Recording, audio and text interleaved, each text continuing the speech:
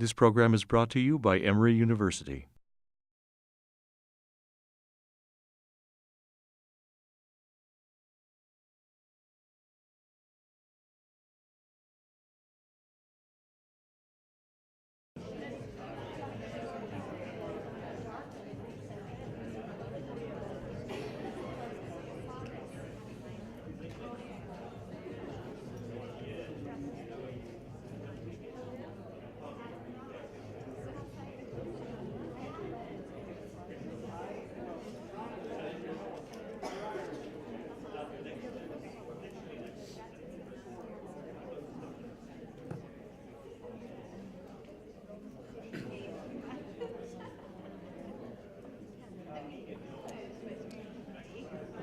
Good evening. Good evening and welcome to the Carter Center. My name is Itonde Kakoma. I serve as the Assistant Director for Conflict Resolution here in the Peace Programs at the Carter Center. You are most welcome.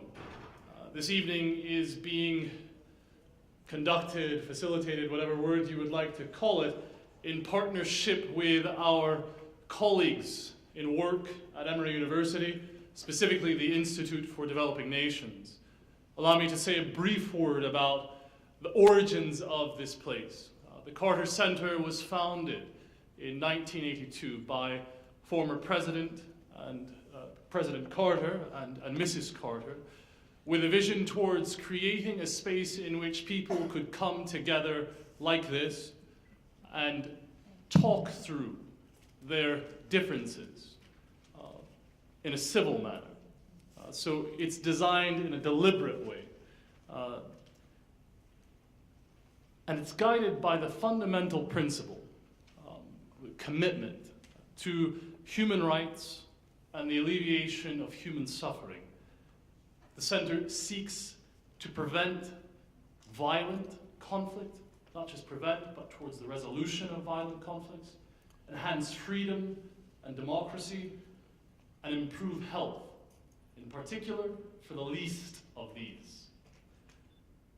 Emory University's Institute for Developing Nations promotes engaged scholarship in partnership with the Carter Center's programs in both peace and health, specifically those that are aimed at the promotion of human rights and the alleviation of human suffering. By connecting the academic mission of Emory University with the Carter Center's programs, IDN initiatives underscore the importance of knowledge towards positive social transformation. The Institute for Developing Nations at Emory University advances collaboration among academics, practitioners, and policymakers through support for research learning, the open exchange of ideas, and capacity building. This evening we focus on that open exchange of ideas and are very pleased to welcome our friend, colleague, confidant, advisor, Dr. Alex de Waal, who serves as the Executive Director of the World Peace Foundation and is a research professor at the Fletcher School of Tufts University in Boston. In brief, the World Peace Foundation aims to provide intellectual leadership on issues of peace, justice, and security. So it was no surprise to us at the Carter Center that Alex de Waal would be appointed as its executive director, given his expertise and commitment to all three, namely peace, justice, and security. Dr. de Waal, in addition to being currently as the Executive Director of the World Peace Foundation, he concurrently serves as a senior advisor to the African Union High-Level Implementation Panel for Sudan. Yes, that's a long title. And South Sudan, he clarifies, of course. He previously served as the Program Director at the Social Science Research Council, with responsibilities for research programs on humanitarian issues and HIV/AIDS and social transformation. His academic research is focused on issues of famine, conflict, and human rights in Africa. In 2008, and I'm skipping a list of honors, including an OBE. The Atlantic Monthly listed him as one of 27, quote, brave thinkers, in 2009. Among many areas, his expertise falls in complex emergencies and humanitarian action, with an emphasis on the Horn, that particular region of the African continent. He previously served as the president of the International Humanitarian Studies Association from 2009 to 2011.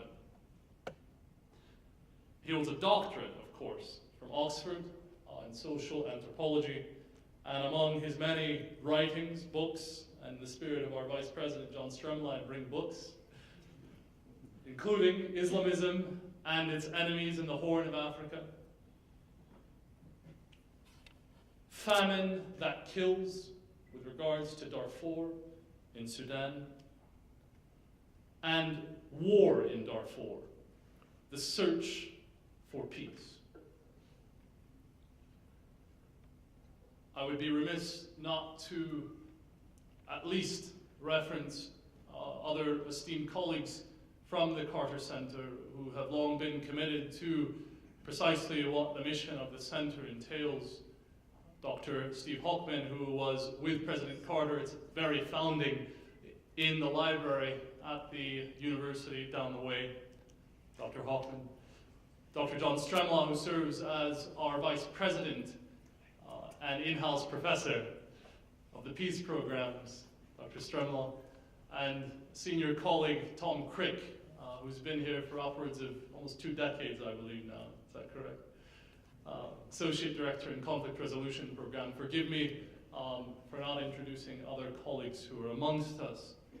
And importantly, our partners for this evening at the Institute of Developing Nations, while Dr. Sita Ranchov Nielsen, as the Director for IDN, is not with us, her esteemed colleagues are present and would be more than willing to share with you any follow-up events that may occur. I would note that this comes as one in a series of discussions in partnership with IDN around the prospects for peace. Most of them have focused on Sudan specifically, while this evening is more broad. Next month, in April, we'll look forward to and hopefully receive the first U.S. ambassador to the world's newest country, South Sudan, Ambassador Susan Page, and we'll be sure to distribute that information through IDN. I would say that in addition to all of those accolades mentioned about Alex, his true brilliance is defined by his ability to balance that really difficult tightrope of being a staunch advocate for human rights whilst nurturing trust and being present in those difficult conversations in peacemaking. That's an extremely difficult balance. And I happened to witness this most recently in Khartoum, Sudan, where he was invited in a room full of Sudanese. I believe we might have been the only 2 non-Sunnis in the room, maybe the third, who were sitting there, all of them, most of them from Darfur, others from other regions, ready to sit and listen to him as an expert on their own country. And my respect for him in that context rose, but it also was a clear indication of how he is able to balance that clarity of speech and name the ills of this world with regards to human rights abuses, while not putting people off in a way that disengages them from discussion. Alex, you are most welcome to this place, and we look forward to hearing your remarks on reinventing world peace. Thank you.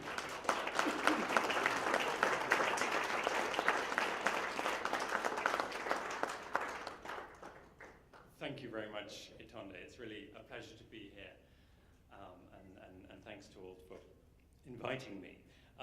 before I start, I just want to make one personal comment, which is that it's particularly a personal privilege to be in this room, because on the wall just over there, there is a watercolor of the chapel of 20th century Saints and Martyrs of Canterbury Cathedral, which was actually inaugurated by my father 36 years ago.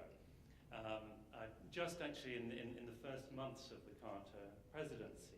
And actually, we received a letter, or rather my father received a letter from President Carter on the occasion of the inauguration of that chapel. So it's nice to be reminded of that event after all these years. I want to talk this evening about the idea of world peace. And I want to suggest that we are losing sight of it. We might even have lost sight of world peace. And I want to suggest that this is a rather odd oversight, because in all of recorded history, we have never before been closer to achieving a state close to world peace, or something like that, something with remarkably low levels of violence, of organized violence. And we might be losing sight of world peace, but perhaps because we're too far-sighted, where it's too close for us to focus upon. Too close to grasp, perhaps. But it's an important oversight, because the greatest dangers to world peace involve mistaken policies and decisions that may occur by the major world powers, including, I would suggest, especially the United States. Now, for earlier generations, several hundred years ago, in the era of Thomas Hobbes and so on, perhaps it was easier to focus on peace, because war and the threat of war was something that people lived with. And precisely because episodes of peace or sustained peace were so rare, and a general peace was beyond grasp, there wasn't much of a practical issue with defining peace. It was simply the absence of war. That, for example, is how Thomas Hobbes defined it in Leviathan. Now, today there is a remarkable reduction in the level of organized violence. It's one of the issues I want to talk about. An astonishing rarity of interstate war. We're in possibly what is the most peaceable time in human history these last few decades. But we seem to be very uncomfortable about talking about world peace or peace in general. Maybe specific peace, peace in Sudan, or peace in Iraq, but not world peace. We're reluctant to envision what it might actually take to achieve a goal of world peace. Now, living with this discomfort is the discomfort with the concept of world peace is something of an occupational hazard for myself as the director of the World Peace Foundation. And when I took this job on a couple of years ago, I began to come face to face with this. And an interesting sub-theme of this job has been the people's responses to my title. And there's an element of amusement, sometimes a little suppressed mockery. What is this world peace business? Or some pity for this rather charming and naive idea left over from an earlier generation. And I shared some of these sentiments, and I couldn't actually bear to take on the title President of the World Peace Foundation. I felt if that's on my business card, I'm certainly not going to be taken very seriously. And my blushes are spared a bit by the fact that the foundation is just over 100 years old, 103 years old, so that people can assume that this is a leftover, some quaint leftover from when people were more idealistic. And indeed, there's an element of that. When our founder, Edwin Ginn, died in 1914, he specified in his bequest, in his will, that the trustees of his will, who are the Ginn Trust, not the trustees of the World Peace Foundation, the trustees of the Ginn Trust, should meet every year and determine whether or not world peace has been achieved. Take a vote. And when they so determined, which Ginn assumed would be a few years into the future, but not maybe too many, then they would cease to donating the money from his legacy to the World Peace Foundation, and it would go instead to the Charlestown Home for Working Women and Girls in Boston. And the GIN trustees last voted in November last year, and I can report that the working women and girls are still waiting. Maybe we shouldn't laugh at this. I mean, it's a nice, amusing little story, but I think we need to start talking again about world peace and how it could be achieved. And if that means that myself and my colleagues at the World Peace Foundation lose our bequest, well, so be it. And we don't actually have a vote on this particular issue. And our sister institutions, founded around the same time, clearly have a bit more ambivalence.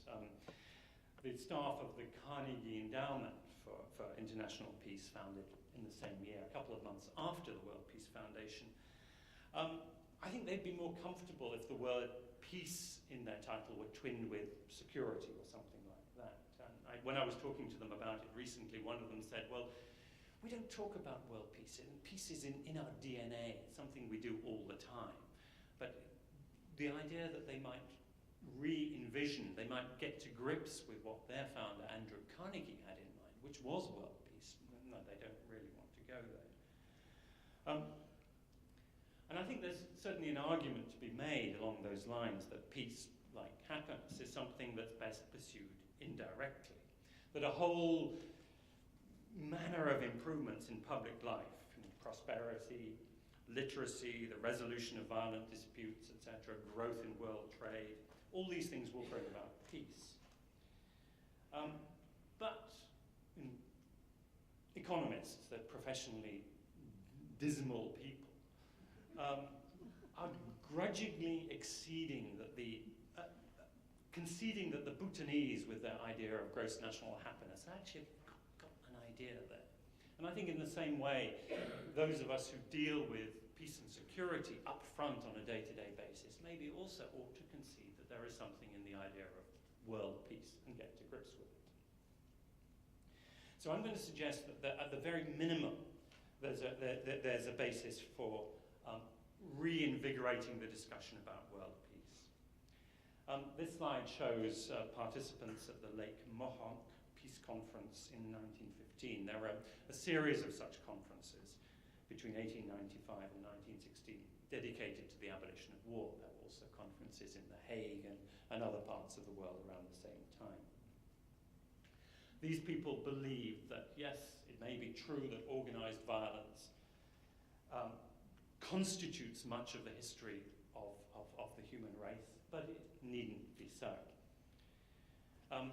They were products of several generations of thinking since the Enlightenment, since the European Enlightenment, about world peace, about Immanuel Kant's idea of perpetual peace. James Mill, a whole series of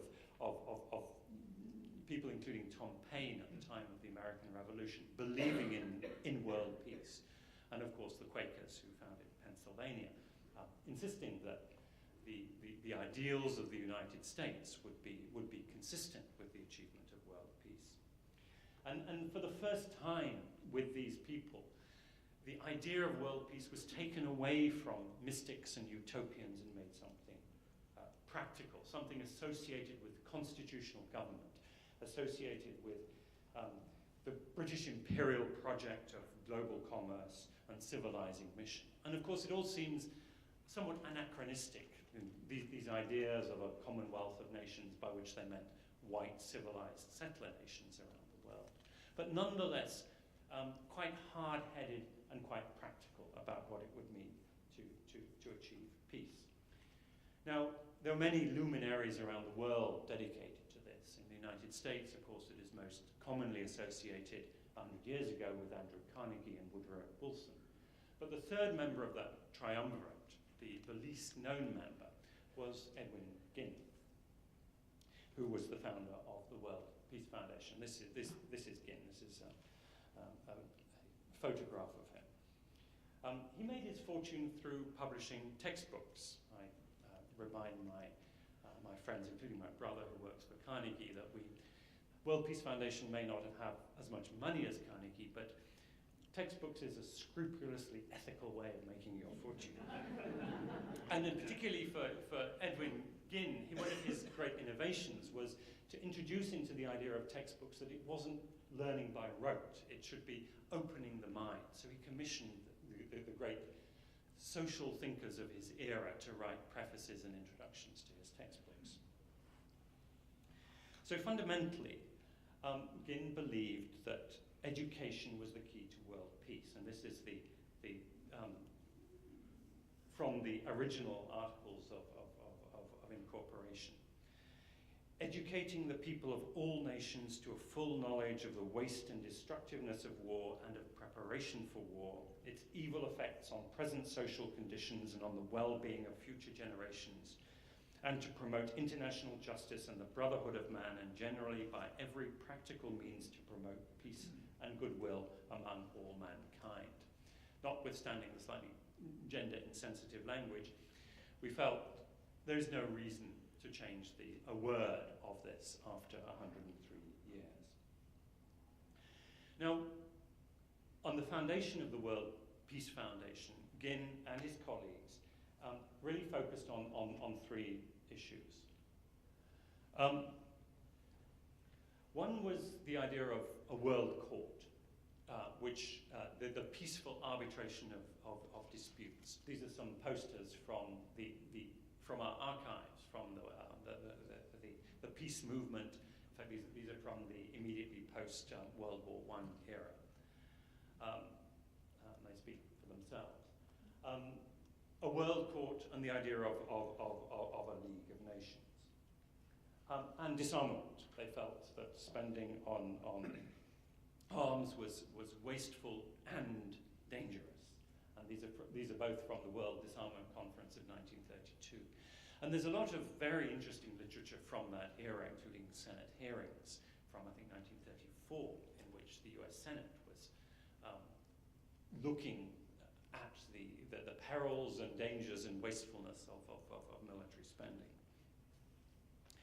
Now, this vision of peace was very much of its era.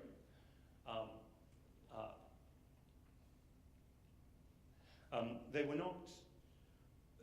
Ginn's concern was very much with interstate war, as indeed Carnegie and Woodrow Wilson.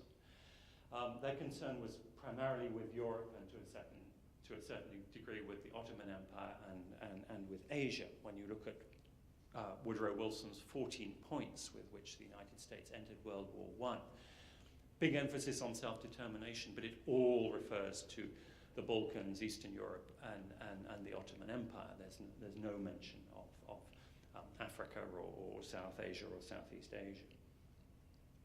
There wasn't much concern with colonial wars of resistance in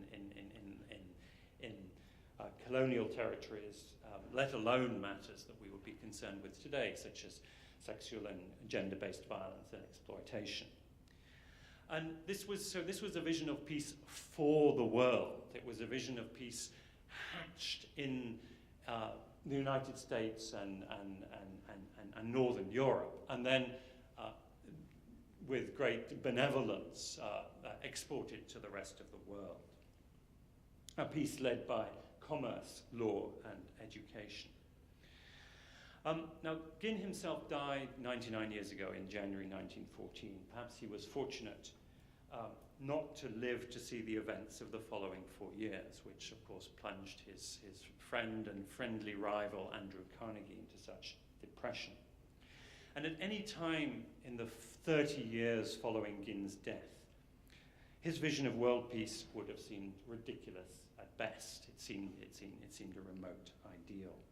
And at pretty much any time in the 40 years after that, the years of the Cold War, the shadow of mutually assured destruction meant that peace, insofar as it existed, was maintained by the balance of power, or maybe the balance of terror. The historian Eric Hobsbawm called these 75 years the short 20th century and the age of extremes. And I'll just show some slides that in a moment that capture that. But after 100 years 100 years on, or 99 years on from the death of Ginn, I think we can look back upon those 75 years and with a slightly different perspective. And we can see that those wars and those other related disasters, not as an inevitability, not as the product of of modernity, but as a political choice, or perhaps a political error. And there's a quote here from Niall Ferguson, that conservative British historian, champion of empire. And he closes his book on the First World War, The Pity of War, with these words. The First World War was something worse than a tragedy, which is something that we are taught by the theatre to regard as ultimately unavoidable. It was nothing less than the greatest error of modern history, and he emphasizes error. And he sees the First World War, which of course set in train the Second World War and all the issues of the Cold War, etc., as a grand digression, a bloody digression from the march of civilization, a sort of Whig view of history. And it's, yes, there were reasons for going to war in 1914, and indeed in 1917 also, but the unintended consequences of that war enormously overshadowed the war aims of the belligerents. The generals of the era marched ranks of young men off to death in the trenches. This march of folly killed 10 or 100 times more people than those who rushed to war had ever imagined, and it brought in its wake all these disasters of the short 20th century. War generates war. This is one of the simplest and most consistent rules of history. This is the legacy of World War I. This is Emperor Haile Selassie, the League of Nations in 1935, protesting in vain the fascist invasion of his country. End of World War II. This is Hiroshima, of course. And the Great War destroyed Europe as it existed. It destroyed a cosmopolitan tradition. My grandmother, when she was young, could travel across all of Europe without even needing a passport. And it was not possible to travel, from Lisbon to St. Petersburg, or from Greece to Scotland in that way until the year of her death, 1990.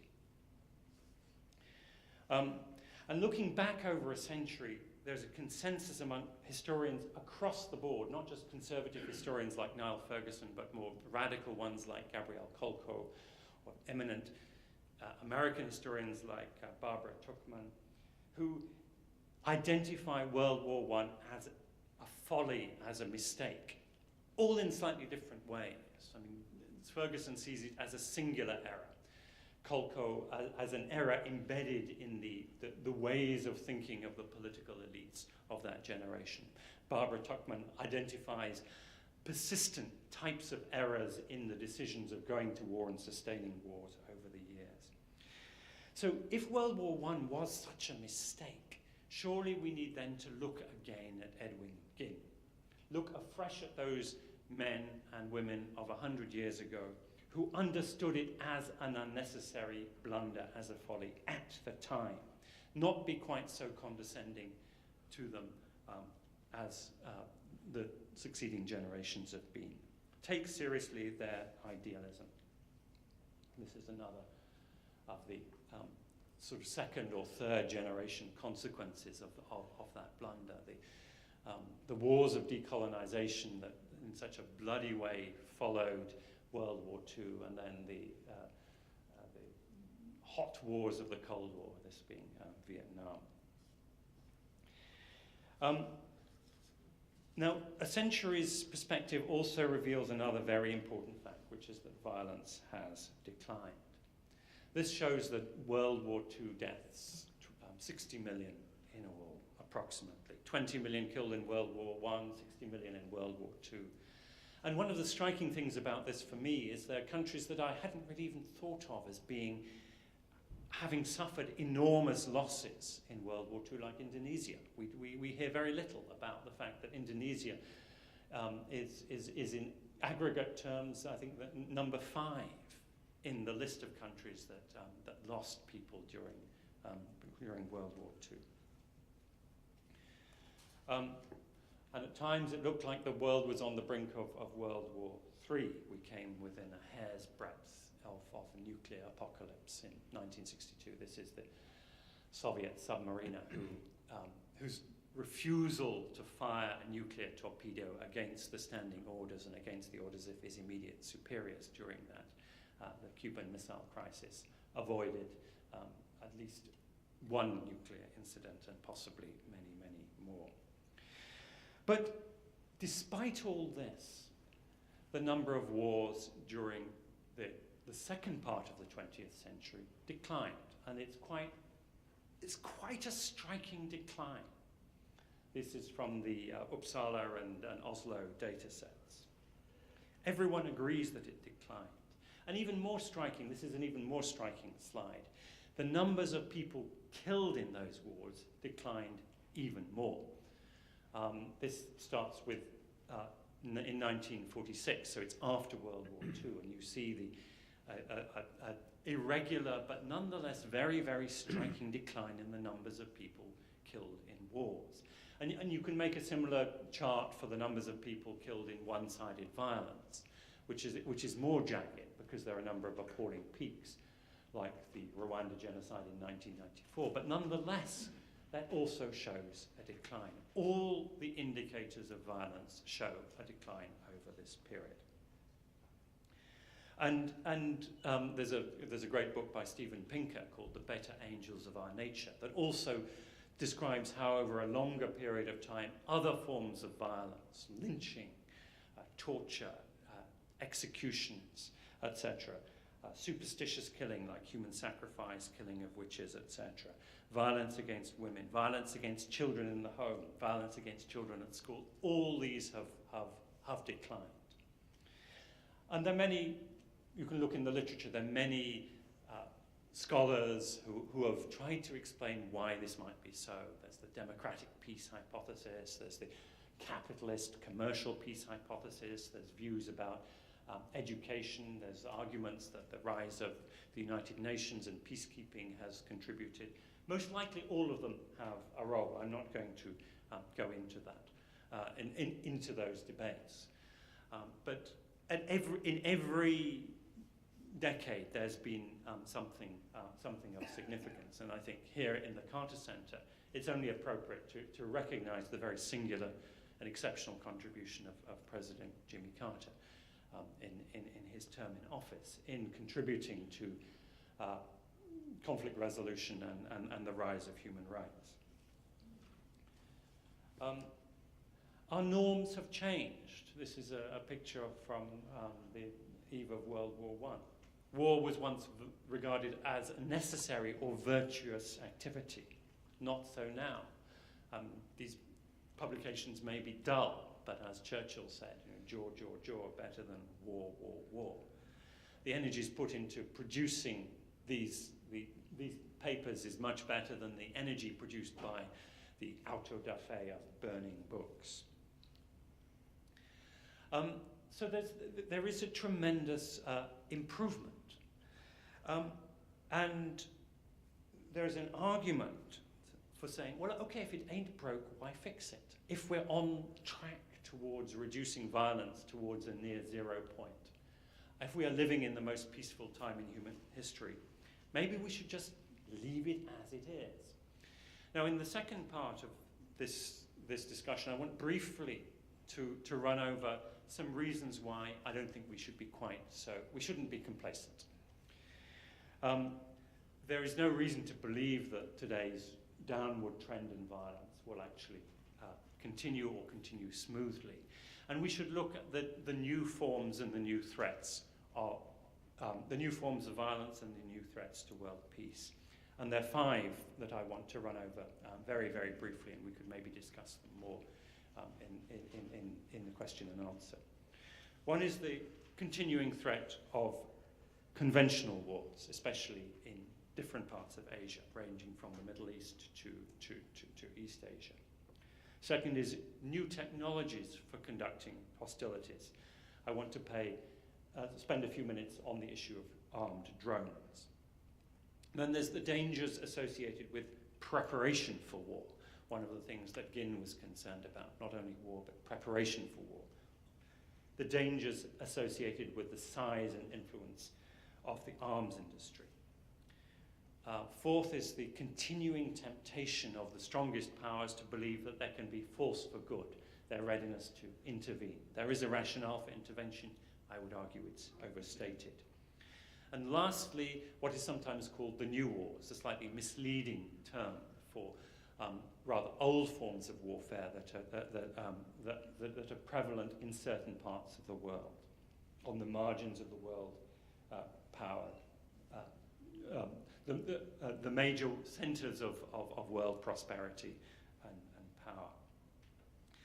And I'd like to just, and my concluding thought will be, I'll come back to this in a few moments. The most accomplished military leaders see war as primarily an intellectual task, outthinking the enemy, outthinking the opponent. And I would argue that peace similarly should be seen as an intellectual challenge. We must outthink those who see war as necessary or those as inevitable. So we need to understand war. This is the slide that accompanies the are we living in the most peaceful era? These are the zones of conflict, the dark blue zones, which are, as it were, on the peripheries of of North America, the peripheries of Europe, and the peripheries of East Asia. This is Karl von Clausewitz, the Prussian military theorist of the 19th century. War is the continuation of politics by other means. And it remains so. And I think we must be alert to the dangers that there may be of arms races, military competition, the temptation of both the status quo powers like the United States and the rising powers to want to resort to force to settle their international power hierarchies. There is a rather disturbing tendency of many decision makers, particularly in this country, to see the rise of China as a threat demanding demonstrations of resolve and muscle flexing, the same sorts of thinking that were characteristic of, let's say, the British in the first decade of the 20th century. A feeling that you need to maintain the status quo hierarchy of global power by sending your fleet around the world in a show of force. The language of grand strategy, which also applies in the Middle East, is very early 20th century.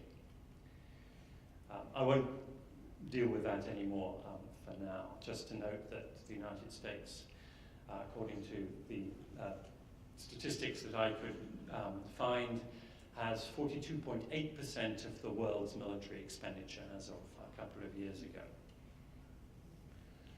And this is a poster from the 1920s, produced, I think it's by the Quakers actually produced this one. New technologies of war. One of the historic innovations of 1911, the year in which the World Peace Foundation became operational, was it was the first occasion in which aircraft were used in combat operations by the Italians in Tripoli, Tripolitania, now a part of Libya. And a few years later, Britain used aircraft in Iraq to suppress an uprising in Mesopotamia.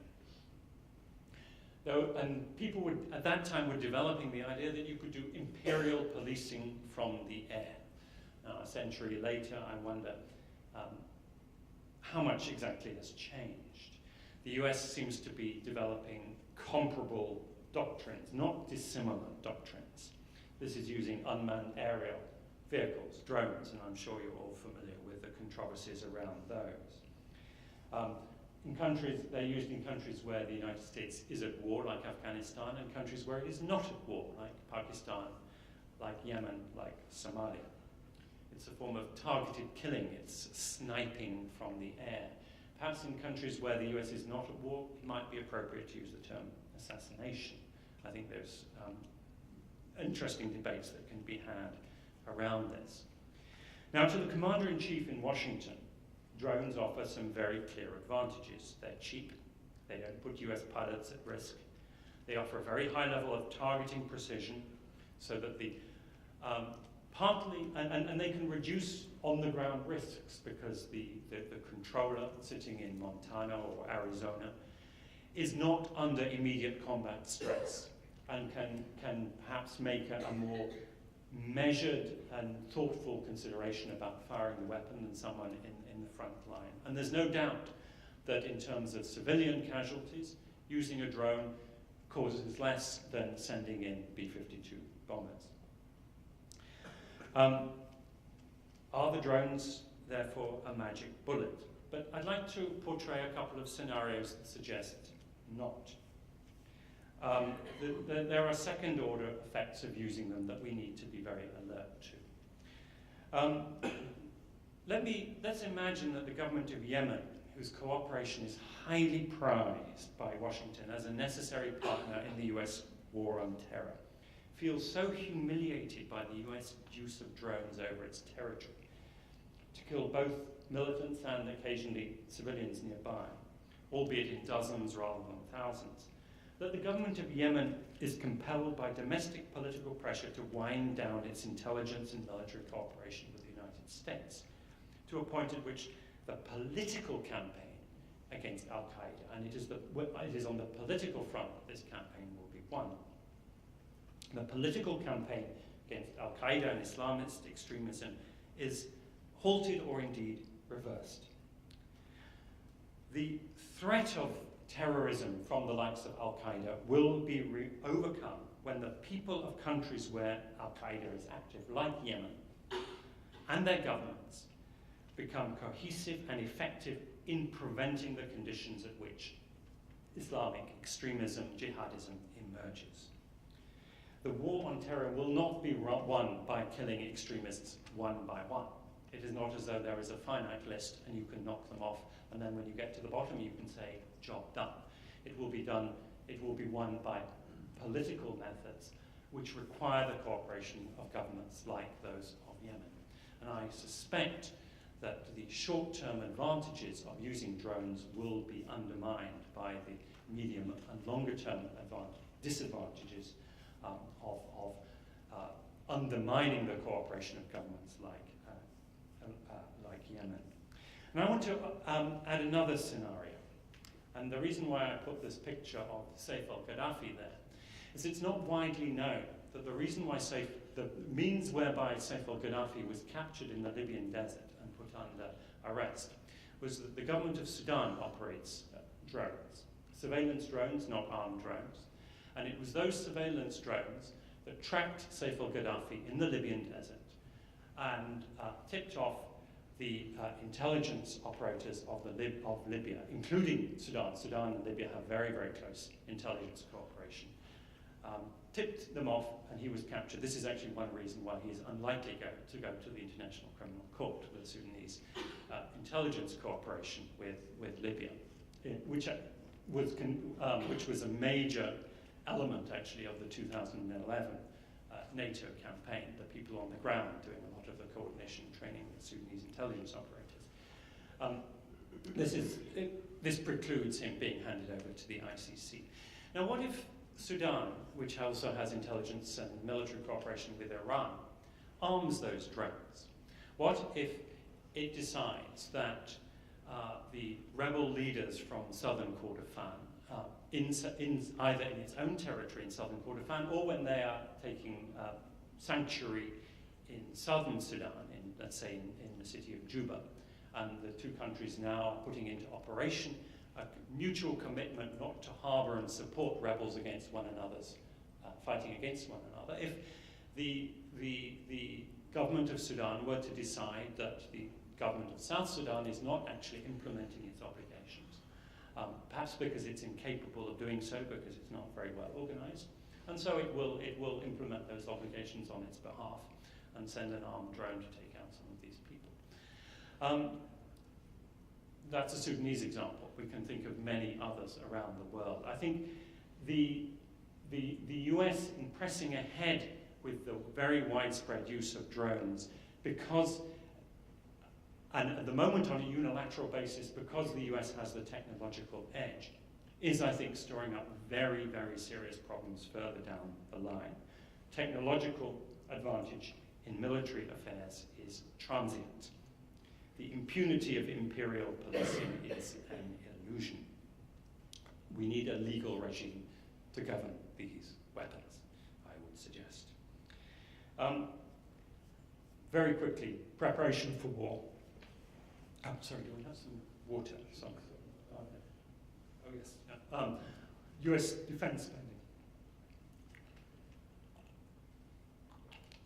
spending. This is only now coming under scrutiny because of the financial crisis, the budget crisis. Not the Pentagon seems to be immune to critique for actually spending what, 706 billion US dollars as of 2009. It must be more by now. I think there's an argument that deterrence can work, but there's also an argument that when you are armed to the teeth and deterrence doesn't work, then you make a mistake and it's catastrophic. And there's no doubt that the arms race of the early 20th century contributed to the industrialized slaughter of World War I. And errors made by political leaders, and our political leaders are not immune to making errors, particularly when it comes to war and peace, as I would suggest the invasion of Iraq demonstrates. Future errors could have much more major consequences. I think these are still very relevant, some 80 years after they were first published. I was going to talk a little about intervention, but which I think is somewhat dangerous. I think there is a rationale for it. I think that it is overhyped. I think that the military is a very poor instrument for delivering humanitarian goods. The reason I put this thing on the bottom right is that's a photograph from Somalia in 1993. It shows Belgian peacekeepers torturing a Somali boy. Soldiers, wherever they go, when they're put under conditions of stress, do misbehave. And one of the under-acknowledged reasons for the debacle of Mogadishu, the Black Hawk Down incident, was things like this.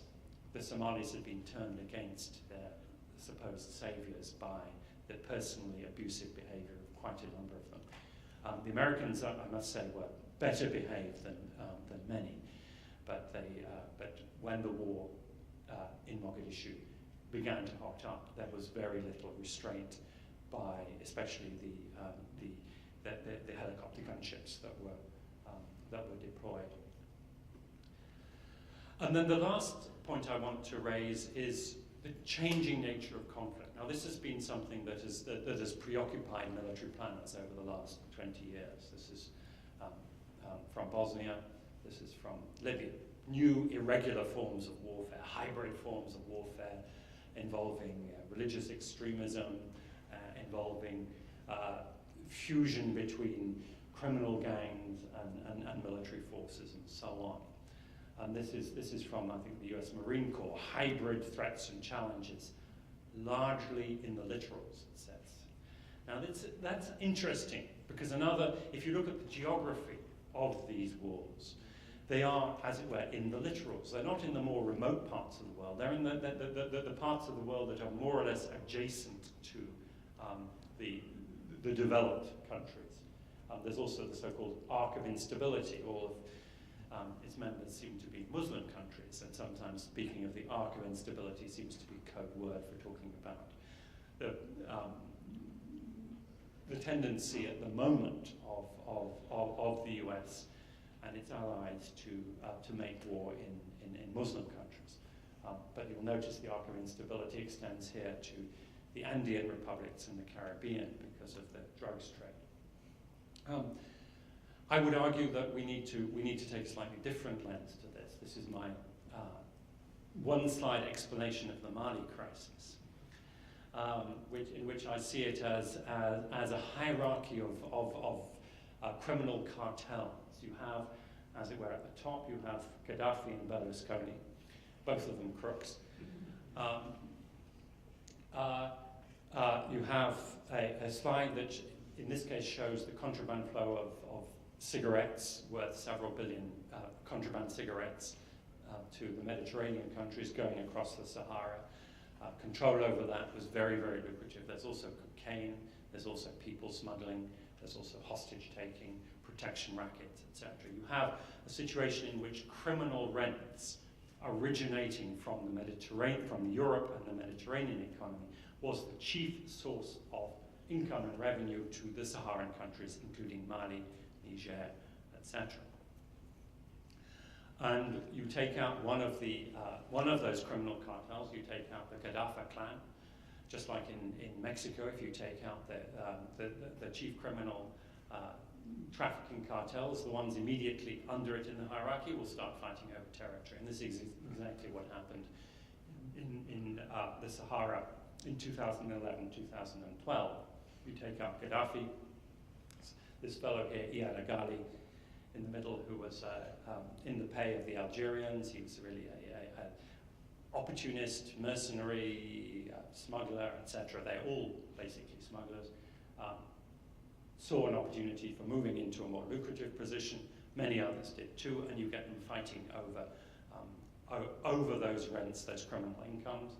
And you get this fellow talking to Iyad Agali, who is the foreign minister of Burkina Faso, itself also a largely criminal enterprise government, wanting to move into that particular arena, make a lot of money out of it. In this case, acting as making money at both ends, making money both through controlling the trafficking routes and also getting its troops paid for by the French and the Americans by having blue helmets. So the whole thing is, in my view, very largely a competition over these sources of rental income, and security cooperation is one of them. So I think we need to, one of the sources of rents. So I think we need to be mindful and analytically quite rigorous about the types of conflict and threats that we are confronting if we are to achieve additional progress in reducing violence.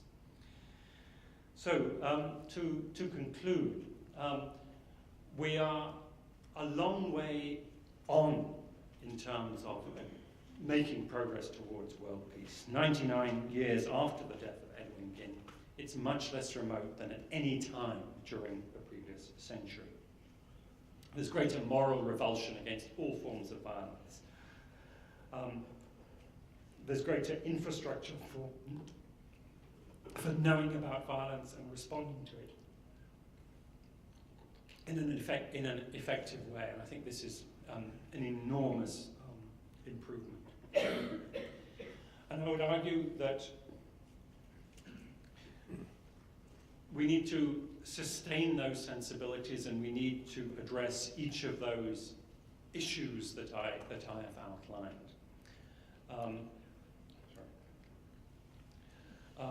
We need, particularly here in the United States, to recognize that the threats to world peace are not the same as the perceived threats to the security of the United States.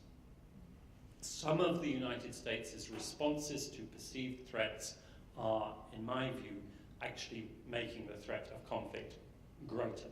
They are endangering world peace and actually will be endangering the United States itself. There's a real danger that a US national security policy based on fear of the rest of the world will generate needless threats. And if the United States continues to be armed to the teeth, mistakes in that regard would be, I think, potentially disastrous. So I would conclude by saying there's a lot of wisdom still in the goals of the World Peace Foundation a century on, to educate the peoples of all nations, including especially the United States as a superpower, about the dangers, waste, and destructiveness of war, and of preparation for war and its evil effects. And part of that education is for the world to become not only the object of peace, but also to become part of that discussion. We must actually solicit the visions and the views and the insights from around the world to make this truly a collective discussion about what world peace should be for the next 100 years. Thank you.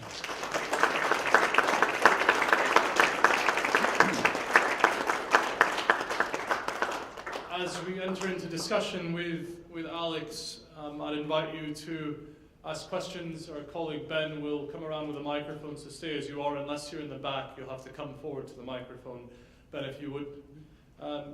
To consider as you're formulating your questions, I'd ask you to be respectful of the many people who are around you insofar as not presenting an entire thesis.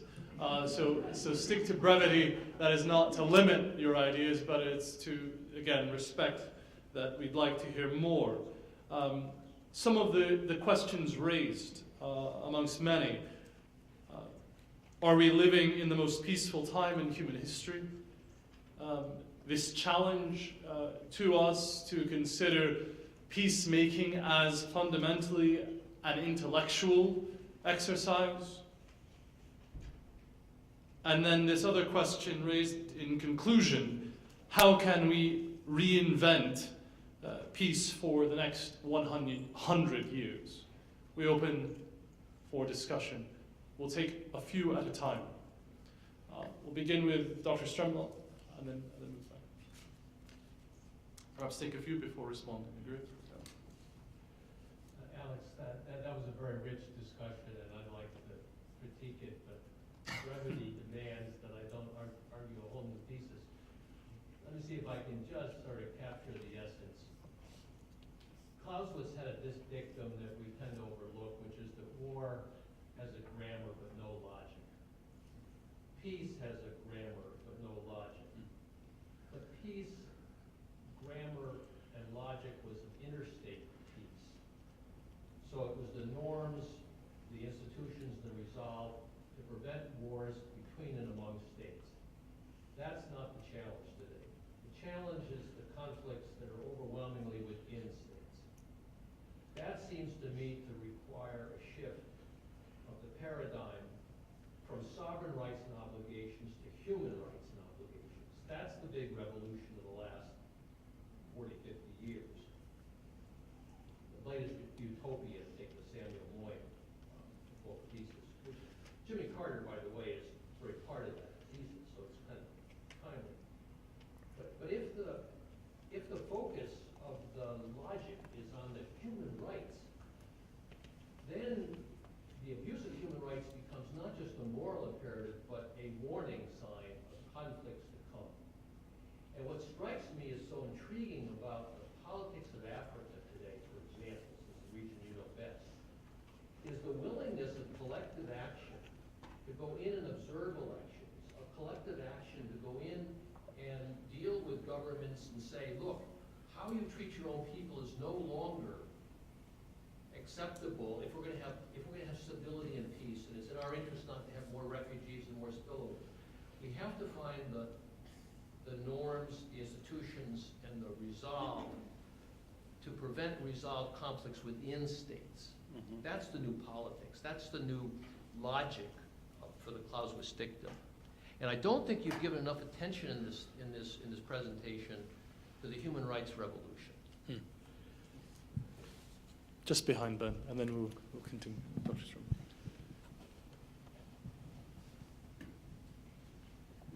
I think you're correct that there is less war today than there's ever been. But if you would go out onto the streets of any city in the United States, I don't think people would recognize that. Why is it? Is it connected to the fact that in the United States, for instance, crime is at a low point, and yet people are buying more guns? Or at least they're afraid of crime and buying guns. How do you explain that? We'll take one more question and then hear the response. Would there be another question just behind you then? I was just going to mention that if you look at the history of the United States, the Haudenosaunee, they had 500 years of peace, and I think the advent of women into the social sphere. If you look at Wilson's 14 points, a lot of those came from Women's International League for Peace and Freedom. They made those suggestions to him. And I think when you look at the research on women entering organizations, when the number of women becomes a certain number, it shifts to cooperation from competition. If you look at some of the research on conflict resolution, a lot of times it's the women who start to share and bond and overcome the hatred and the trauma and the post-traumatic stress. And also I think the whole growth of nonprofits, I mean, there's millions and millions of them, and I think those contributions, again, a lot of those are manned by women. So I guess I would like to know more about what you see as the role of women in the future in terms of world peace. That would be my question. And how women can be more brought into leadership roles and more empowered to share the gifts and the unique leadership styles that women tend to have. Alex, three questions on the grammar, no logic of peace, the human rights revolution in light of that, with regards to the shift of sovereignty, and this question about perception versus reality in terms of the scale of war, and then finally the impact of the advent of women involved in peacemaking processes, decision making, and their role and broader participation therein. Three very big questions, and I won't do justice to any of them, I'm afraid.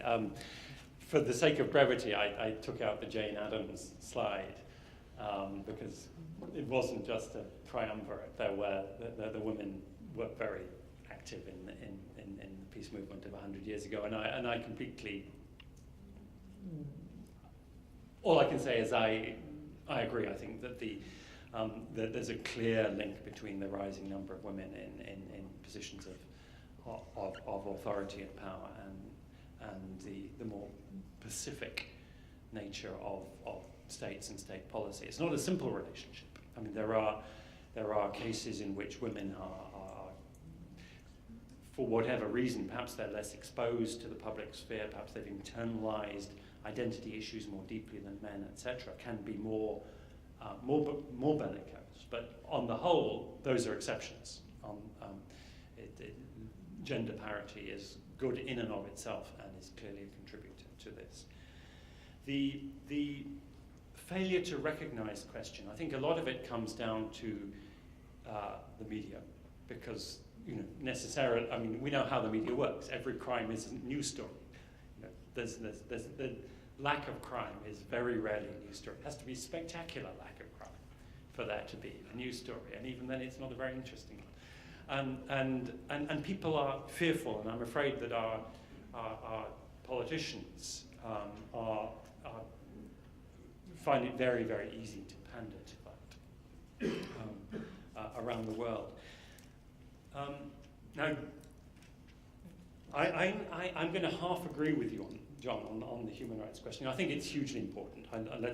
Let me not deny that. But I would also make 2 points. One is, I actually don't think, I think the international versus internal conflict is no longer as simple and straightforward as it used to be. I would say most of the conflicts in this arc of instability are a hybrid between the two. And I would argue that Mali being a classic case, or indeed Sudan or Libya. I mean, so many of them are internationalized in very important respects, regionalized and internationalized. And the rights revolution, while it may be very, very important in generating much better internal governance in countries which are at a sufficient remove from this arc of instability of this area in which these illicit trade and the security rents that come from international security cooperation and the criminalization of state powers. If you're away from that, then your thesis, I think, is absolutely correct. If you're in that, I think it's a bit more complicated. And I won't go into that, but I would also, because I think we need to develop new frameworks for understanding how state power and international power operates in these integrated, what I call political marketplaces. And the Sahara is, I think, the leading example. I think Afghanistan, Pakistan is another one. The other point I would make is that there's a tendency, and I think a very largely justifiable tendency, to see, to repeat the slogan, to simplify, if you want peace, work for justice. So work for social justice in countries concerned, because from that you will get to peace. But I think there's also a counter-argument to be made, which is if you want peace, work for peace. And I would try and locate a theoretical justification for that in the historian Charles Tilley's remark that in terms of European state formation at least, war made the state and the state made war. And for me, the most persuasive argument for the persistence of war over the last couple of millennia, and especially in the early modern and modern eras, is that states are constructed around war making, especially in Europe, to a lesser extent in Asia, and so on. Now, if there's no reason for states to make war, then the nature of the state changes. So you can either get into a more pacific approach, a more pacific state through the rights revolution, or you can get into it through a different door, I would argue, which is through removing war as the rationale for having a state. And if you remove that rationale, then the nature of the state will change. And I would think modern Europe is a great example of that. For the sake of others, John, could you wait for the microphone? I didn't want to do that. I just want to understand what the project is here, what the concern is. It seems to me like you're pointing toward your perpetuation of the World Peace Foundation is very secure because the project is politically capable states. It's not foreign policy that can deter or can balance. It's not that, it doesn't matter how you treat your internal people. The real project is politically capable states. Do we think we agree on that? Because if that's the case, then you're in business for a long time. I'll take another round. I believe there's a question in the back. You're going to have to come forward to get the mic. And gentleman here, is there another question? Yeah.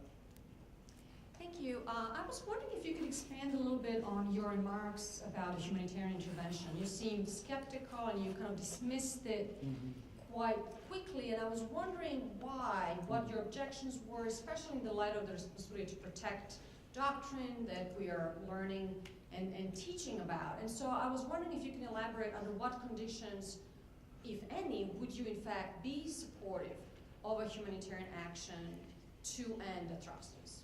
Thank you. Sir,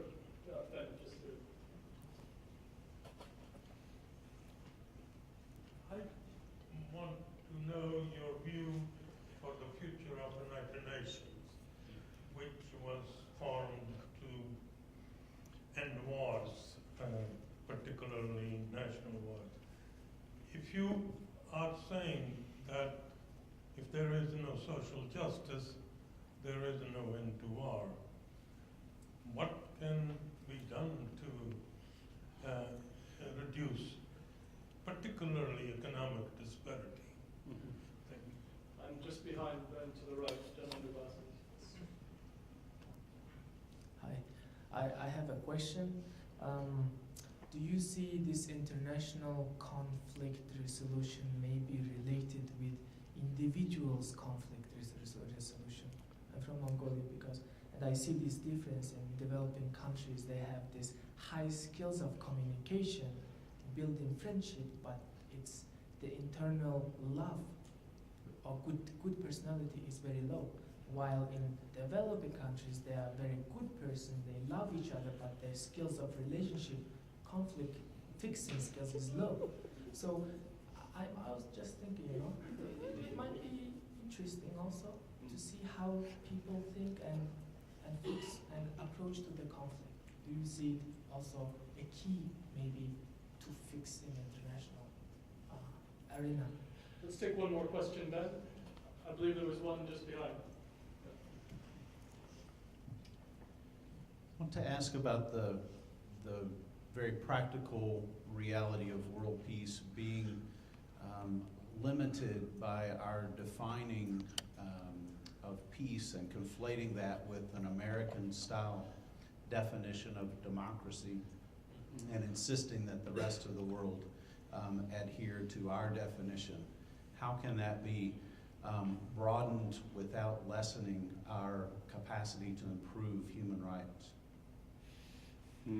So we have, thank you.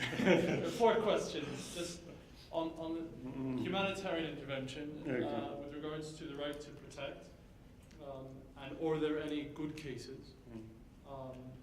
The future of the United Nations, with a special reference to economic disparity, this international versus individual conflict resolution question, and then he gave the specific, he's from Mongolia and was talking about the discrepancy between developed and underdeveloped nations. And then finally, the practicalities of peace and the problem of prescribed understandings of democracy.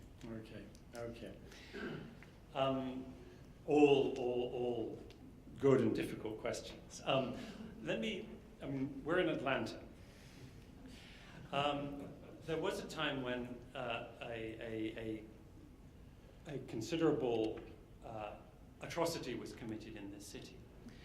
And when news of this reached London, there was already an ongoing debate within British elite circles about humanitarian intervention in the American Civil War. And was it the right thing to do? And this was also bound up with the fact that Lancashire cotton mills were finding it hard to source their raw materials. So it was not entirely disinterested. And for me, the definitive text on humanitarian intervention was written by a man called William Harcourt, who later became Chancellor of the Exchequer.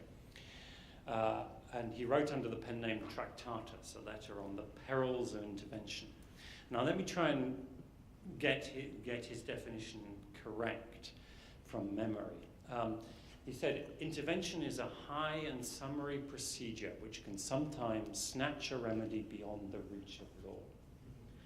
As in the case of revolution, its essence is its illegality and its justification is its success. And I think after 150 years or something, I don't think anyone has bettered that. And it seems to me that in every case of intervention that has actually been canvassed or undertaken in the last, let's say, 20 years since Somalia, so actually since even going back to let us say the Indian intervention in Bangladesh during the war then, I think it's impossible to stipulate rules for intervention, because almost by definition, the next case will need a new set of rules. So the set of rules that you have only refers to the previous case. And the key justification is success. And in all of these interventions, when you look at them under the microscope, when the true facts come out, the story is more complicated. I mean, in the case of Libya in 2011, there's no question that there was an R2P justification for stopping Gaddafi's troops occupying Benghazi. And he made very blood-curdling threats. And okay, he was prone to hyperbole, but he was also capable of doing some extremely nasty things. I think that the comparison with Rwanda is unwarranted, but it was nonetheless, there was a justification, clear justification for that. I think it was deeply problematic what then happened. Afterwards, the United States, Britain and France shifted without taking it to the Security Council, without a proper public debate and scrutiny, to a policy of regime change.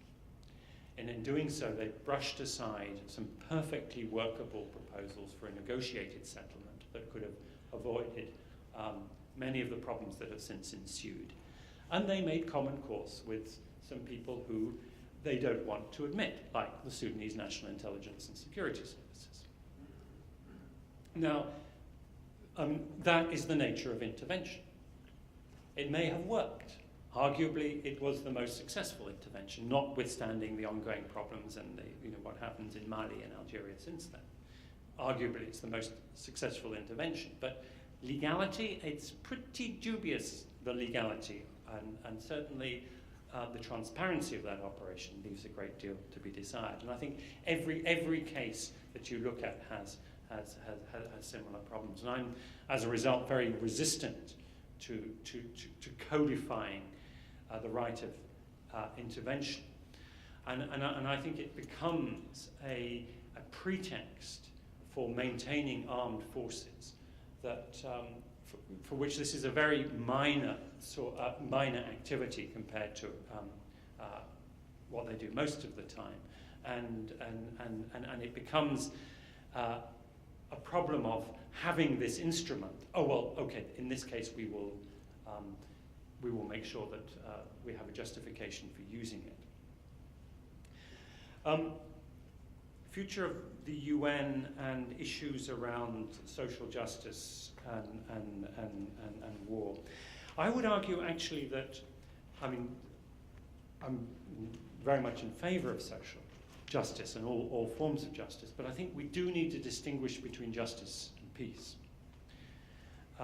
because I think they are different, and they can come into conflict, and they can come into conflict both at the very general level, in that if a peace movement becomes a movement for overall social justice, I think it can lose its edge of being a specifically peace movement, and I think you've seen that in many of the peace movements in Europe and the United States over the last 20, 30 years. You have these enormous rallies, and the peace movement, because it wants to get people on the streets, makes common cause with anyone who's ready to come out with a banner. And then on the stage, in the rallies, you get people talking about things that are really very, very tangentially related to peace. And I wonder,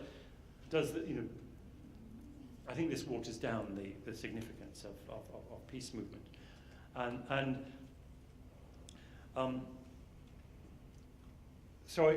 I think the UN, the future of the UN is,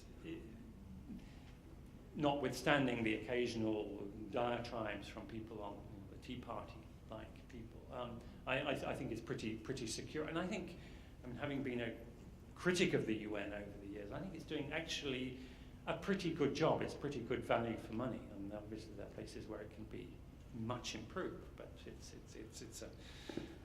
an essential institution. If we didn't have it, we would need to invent it. And then let me take the last two questions together. I think there's it's very important not to be too prescriptive about what peace is and what is the road to peace. There are many different there are many different ways of getting to peace, many different logics of getting to peace. And I think one of the most important things that can be done is to bring in very, very diverse views from around the world, stemming from different philosophical and religious and cultural traditions about what constitutes peace, and legitimating those, and creating concepts and agendas for world peace that have roots independently and legitimately and validly in every country in the world. We have roughly 4 minutes to the hour, and we'll use those 4 minutes judiciously and ask Alex to respond and selectively to the remaining batch of questions. I see Ben Brumfield here, a gentleman in the back, and if there is one remaining, Carol, David, I'm surprised. Actually, a very short question. What do you feel needs to be done to make peace in Syria? Syria. And the gentleman in the back.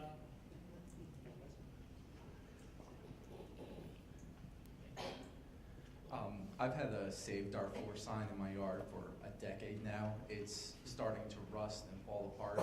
And this is a genocide that's been widely known about, well, somewhat widely known about, but nothing seems to be getting done. Do you have any idea of where we might be headed? Will this ever be over? And then one remaining question here in the back. I'm sorry, I can't see behind the camera, so if there's someone there, you have to step forward. I think that you pointed out that with the previous president, we may have overstepped militarily with Iraq, and hindsight's always an easy thing to, judge. But with our current president facing scrutiny about how he handles the escalation of nuclear weapons in Iran, based on the policies that you're discussing, what steps would you have the United States take, and what would our responsibility be? Because it seems like that waiting kind of labels us as pacifists and weak. And so how do you balance the power that we have versus our responsibility globally? All right, you'll be selective. One remaining question, briefly, and then you have 2 minutes to respond to all of them. My question dovetails with that. Today, the speech that was made by the president to the youth in Israel was about peace and their ability to further peace. Do you see that as a useful approach or just a political move? So for those of you who are able to remain for another 2 hours, we'll address all 4 questions.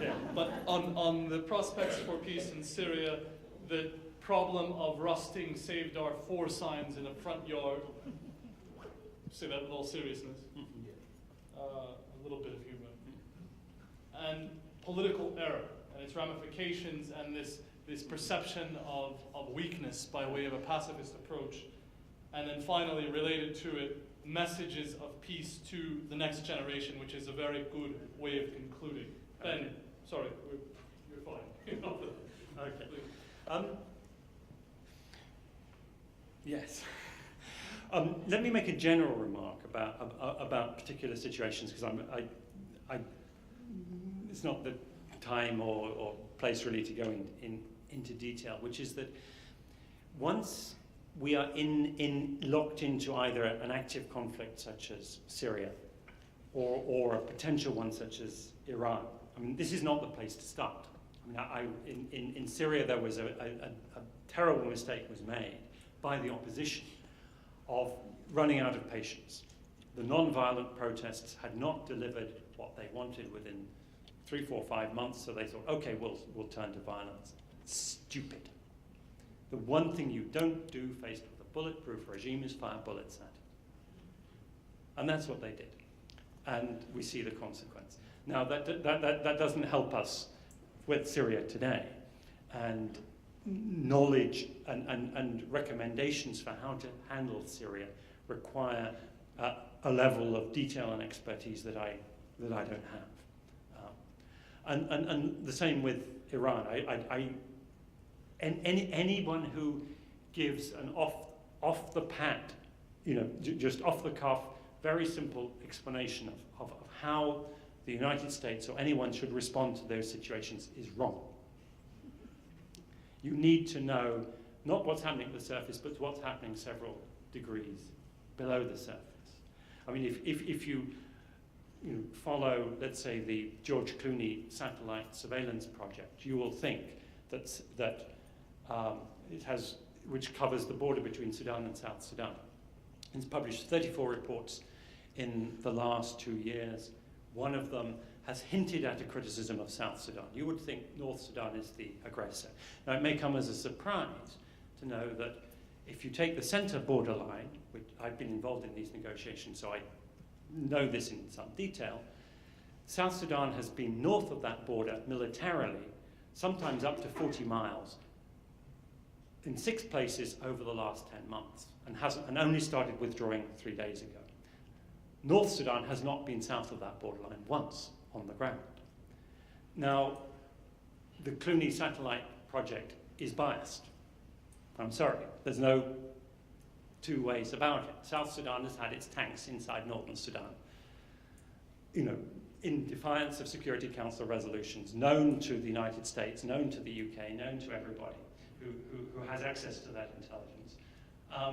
But you need to have that level of knowledge to be able to say, well, actually, the way to handle this, to allow, to solve this problem, requires a degree of knowledge that that I don't have with regard to Syria and Iran. I do work on Darfur, and I would suggest that the situation in Darfur is radically different now to how it was 10 years ago. There were something like 70,000 people killed in one-sided violence in 2003, 2004. There's now probably about between 1,000 and 2,000 people being killed in multi-sided violence every year, more Arabs than non-Arabs. And the political situation is very different. What it needs is an all-inclusive round table peace agreement, peace process within Darfur. And unfortunately, that's very, very difficult to achieve. And Israel, I think there needs to be clearly talk about peace, and also in the case of Israel, about rights. I mean, Israel is in de facto occupation of Gaza and the West Bank. It has its claims to have withdrawn are I think would not stand scrutiny under international law, under the Geneva Conventions. It is the de facto occupying power. And it needs to face up to those responsibilities. And the script that we hear of this being, as it were, an interstate war with terrorist attacks. Well, there are terrorist attacks. There is an authority on the other side, but it is also an occupation, and the way in which the occupiers are treating the occupied people is outrageous. And I think that solutions will come when the Israelis and the Jewish people, no one needs to educate the Jewish people about what it means to suffer and to be oppressed and to be denied your aspirations. And I think it is one of the great tragedies that the government of Israel is inflicting on the Palestinians, things that are commensurate with some of the historical sufferings of the Jews themselves. Let's end or conclude this evening's discussion, by no means the wider discussion, with a molding of 2 aphorisms that you said this evening, Alex. You said, if you want peace, work for peace. We'll add a yet. Do so as an intellectual exercise. Join me in thanking Dr. Alex de Waal for a very stimulating evening. Thank you.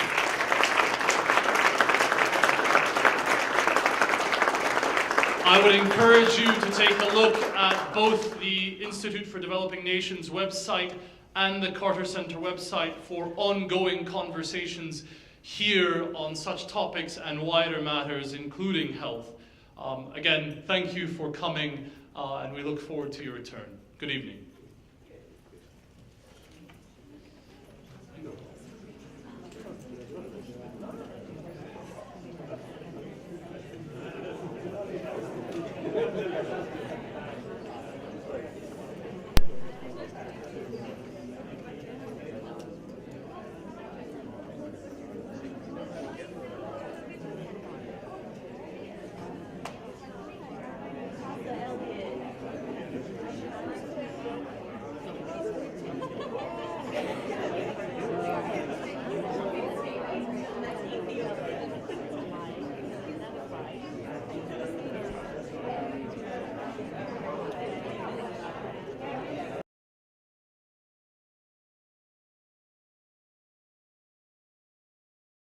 The preceding program is copyrighted by Emory University.